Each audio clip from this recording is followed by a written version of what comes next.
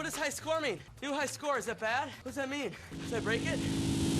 Hello everyone, and welcome to Veteran Gaming Raid Shadow Legends. I am Aaron, and tonight we're going to be pulling some shards because we are beginning the fusion for Skorid. Skorid, the demon spawn attacker, really strong Hydra champion it looks like right now with the Hex and AoE abilities. But we're also going to see what else we can get Skorid, the half spawn, to do for us. He's got a nice little one hitter and debuff spread on the A1. He's got a one hitter, but he's ignoring shields and doing increased attack. And then this is the big one here. He's attacking all enemies. He's placing a hex on all enemies. And if he places the hex, he's going to do more damage per enemy. He places the hex. Really cool mechanic, especially if you got like the Hydra or maybe even Spider might be pretty nice. Hitting a hex on all of the Spiderlings and then doing damage. I don't know. The possibilities, well, they're not limitless, but they got some good possibilities. So, moral of the story is we're at the summon rush right now, and we are going to be looking at pulling sacred shards because they're 500 apiece. We are not going to go all the way up here for Bouth the Rancid, I don't think. The skunk is a little bit out of reach without blowing everything. But we can't get this branch arm Lacer here, which is about the best we can hope for right now. It means we're going to have to do every event, but I just don't really have the shard count right now. I have 10 sacreds, which we're not on a 2x event. We just have the progressive, so I don't think I'll blow through them. I don't want to use any ancient shards because there is going to be a 2x legendary event for the ancient shard for like champion chase or whatever it is halfway through the fusion. So we're not using ancients. We just went through most of our voids during the last, what was it? The last 2x void event. I went through like 49 of them. I had the worst luck ever. I actually recorded a video and struck out so badly. I was just so frustrated. I didn't even make the video. That's how badly I struck out on the voids. So I can't imagine pulling these, but I don't know. Maybe I'll throw a man-eater in there because I could really use another man-eater and George's or somebody and just pull like one. Because I think, get out of there. I think I'm going to be, what, 250 shy on the summoning. And I think a void's worth 250. 120. So I'd have to pull like 2 of those. I don't know. Maybe I will just for giggles. We'll see how I do on the sacred shards first. So for the sacred shards, absolute no-brainer for me is going to be Newt. And I'm going to take Deak right there for the epic. It doesn't really matter on a 15 by chance event like this because you're only getting better chances once you pull the same rarity. So my chances of getting Newt only increase if I've already pulled a legendary, which I'm only going to pull, what, 5 or 6 sacred shard. Like you're not going to get more than one legendary. It's incredibly unlikely, especially not on a 2x event. So we'll throw them in there, but they essentially mean nothing. All right, I have plenty of spots open. So here we go. Without further ado, let's finally please get some luck. The void shard pulls were so bad. We need a little bit of luck. So here we go. And a Newt would be absolutely account changing, obviously. So here we go. Let's get some luck for once, please. Please, please, please. Help me out, game. First epic we got. Ooh, Achak the Wondering. I think he's actually pretty solid. Attacks one enemy, 30% chance of decreasing the duration of a random buff if they're under an HP burn. Also 30% chance of decrease in target's turn meter by 50% if they're under a freeze. So depending on what debuff they have, he has a little bit different abilities. Let's see here on the A2, which books down to 4 turns. Places block debuffs on all allies for 1 turn and 25% strengthen. That's the big version of strengthen, so that's all right. And then the AoE on the A3 here has a 70% chance of placing a freeze on enemies whose attack is higher than their defense, and has 70% chance, which will book up to 90% for both of those, placing an HP burn on enemies whose defense is equal. Okay, so if they have higher defense and attack, they're going to get burned. If they have higher attack than defense, they're going to get frozen, and then that links into the A1 based on what you debuff them with. So looks like really nice in Spider, Faction, Dragon, not too shabby. All right. All right. Oh, what's the Ascension here? Heals all allies by 5% of their max HP every time an enemy under an HP debuff gets a turn. That's why he's a monster for Spider. Holy cow. That's huge heals every time one of those spiderling goes. And then fills turn meters of all allies by 10% every time an enemy under a freeze debuff gets a turn. Okay. Very, very, very cool. Yeah, I see why you got some good ratings there. Pretty cool. All right, got a little bit of combat control, some good healing. All right, I'm not mad at Achak the Wenderin at all. All right, here we go. Let's see what else we can get. Wouldn't mind a little gold. We got a pretty good shot at Deak now. Yeah, there we go. There's a Deak. We can empower Deak. That alone is worth it right there. Sacred Order, right? Yeah. Oh man, why do I not have these? Fail on my part. Cool. So now we got a much stronger Deak. That's pretty nice. I'm not mad at that. I don't think I'll build 2. But hold on to for empowering down the road, maybe? Alright, who do we got here? A Nazana? I definitely don't have a Nazana. I've never heard of you, and that's probably not a good thing. Decent at Spider and Campaign. Oh, an AoE on the A1. That's probably why. Well, we got support here. 3-turn ally protection buff for 2 turns, and a shield buff on this champion for 2 turns. Value of the shield equal to 40% of this champion's max HP. Alright. Attacks all enemies has 50% chance of placing the big decrease attack. So AoE, and then like a heal. Alright. Ally HP. I'm stunned that they don't have a higher rating in faction. Am I missing it? No, Faction Wars? Okay, yeah, 4.7 Faction Wars. I was going to say, how do you not have a great rating in Faction War? And you are Demon Spawn. Alright, how's my Demon Spawn faction looking here? I'm not sure that's going to be worth building just for faction. But let's see. We got Drexar, and we do have Candy. And we are going to be getting... where is he? Skorid.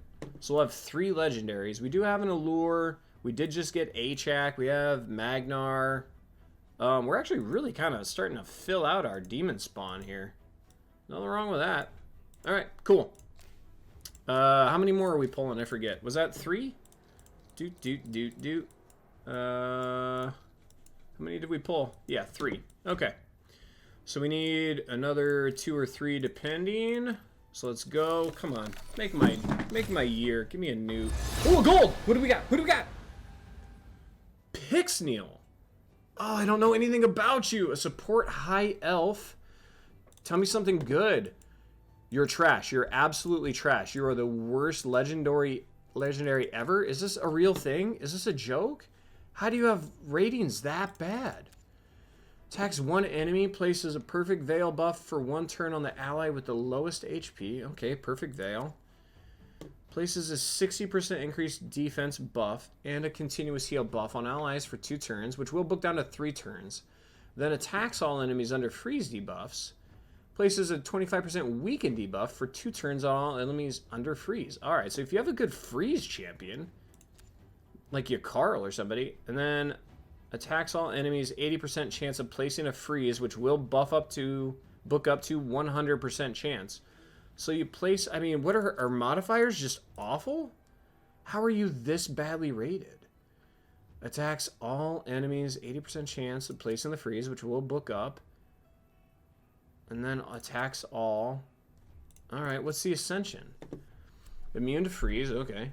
Fills this champion's turn meter by 25% every time an ally receives a freeze debuff. Okay, so how are you bad in Ice Golem?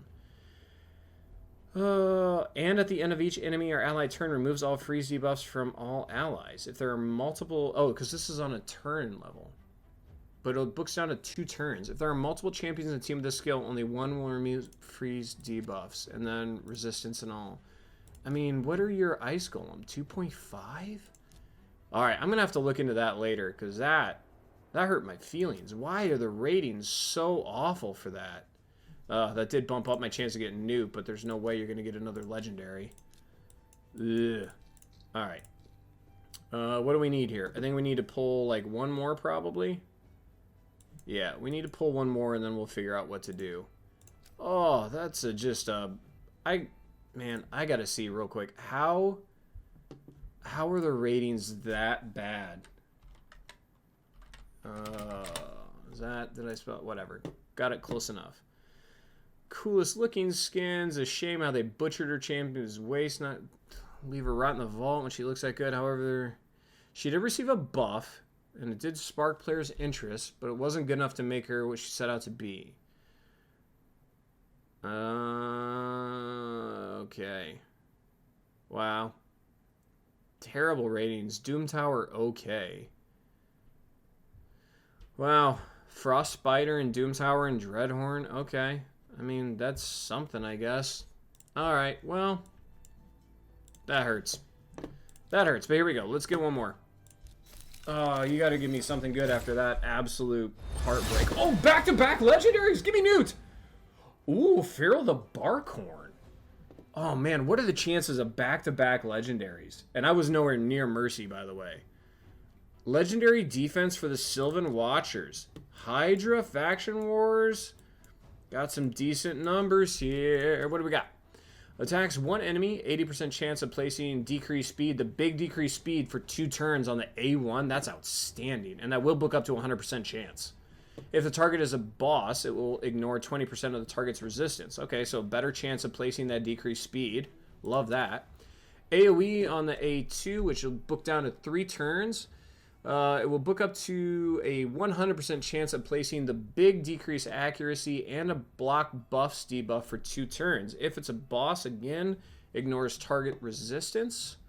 Cool, cool. And then on the A3, which books down to 4 turns, places 50% increased resilience buff on all allies for 3 turns. So almost all the time, increased resistance. And places a perfect veil buff on all allies except this champion for 2 turns. And your defense, so that's cool. Okay, what's the Ascension? If an ally is under 2 or more buffs, increase their resistance by 50. If an ally is under 3 or more buffs, increase accuracy by 50. And if the ally is under 4 or more buffs, also increases damage dealt by 20%. That is not too shabby. Yeah, I can see why big fan of Hydra. That's pretty cool. Back-to-back legendaries, even if one of them was absolute garbage, apparently. Still pretty cool. Firrol the Barkhorn just looks awesome too. I cannot believe I just pulled 2 legendaries and one of them wasn't Newt. Oh, that hurts my feelings. But I can't complain. We're filling out the roster. That's pretty sweet. All right, so we need what? Yeah, let's just pull like 2 voids. Just on the random off chance we get a man-eater. Pretty unlikely. But we'll just pull 2. And then we'll go on with our lives. Alright. Here we go. Let's just pull 2. Surely I'm not lucky enough. Yeah, okay. That makes sense. Like I already used all my luck. Another dog for the Packmaster that doesn't really use dogs that much. And another rare. Alright, Interceptor. Whatever. That's enough. We'll get our last here on the greens. Because we only need to pull like 10 greens. You know what? Let's just do it real quick. That way, because the champion training event is on right now, so we need to get this other copy so we can start putting some work into him. Cool. All right. Really, man, double back-to-back legendaries. Really mixed feelings. Let me know, guys, if you have Pyxniel and actually get some work done with her somewhere. Let me know, because that was pretty depressing to read. And then, of course, Firrol the Barkhorn. Let me know if you use him outside of Hydra anywhere, because it looks like Hydra for sure. Faction Wars will be great. My Sylvan Watcher faction also is starting to look pretty darn good, thanks to my Elva. Now we have a Firrol. My Ornn is pretty good. We did pick up Naya. That was about the only good thing we got out of those Void pulls that I told you I didn't even want to mention earlier. We do have a Cryodan, who's a really solid Sylvan Watcher too, so we got some good ones. We got some good ones moving forward, so crazy. I've never gotten back-to-back legendaries before. Absolutely love that. So let me know if you guys pulled, who you got in the comment section down below. Let me know anything about the pulls I got tonight. More information is always helpful. If you enjoy the video, please give me a big thumbs up. Don't forget to subscribe to the channel so you don't miss upcoming content, and as always, have fun, good luck.